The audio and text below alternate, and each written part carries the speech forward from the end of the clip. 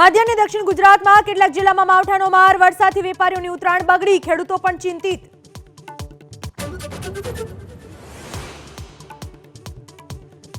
વાબ્રન્ટ Gujarat global સમિટનો આજે PM Modi કરાવશે પ્રારંભ. દેશ વિદેશના 50થી વધુ ઉદ્યોગપતિ અને મહાનુભાવો રહેશે ઉપસ્થિત.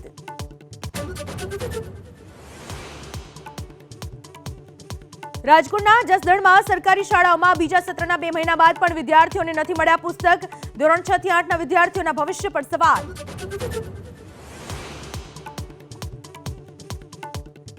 રામ મંદિર પ્રાણ પ્રતિષ્ઠાને લઈને અયોધ્યામાં આજે ભાજપની મોટી બેઠક. મહોત્સવને લઈને તૈયારીઓ પર થશે ચર્ચા.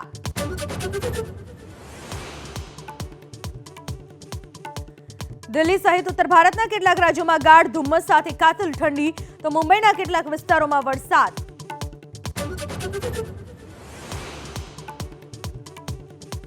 મહારાષ્ટ્રમાં રાજનીતિને લઈને આજે મોટો દિવસ. શિવસેનાના બળવાખોર ધારાસભ્યની અયોગ્યતા પર આજે વિધાનસભા અધ્યક્ષનો આવશે નિર્ણય.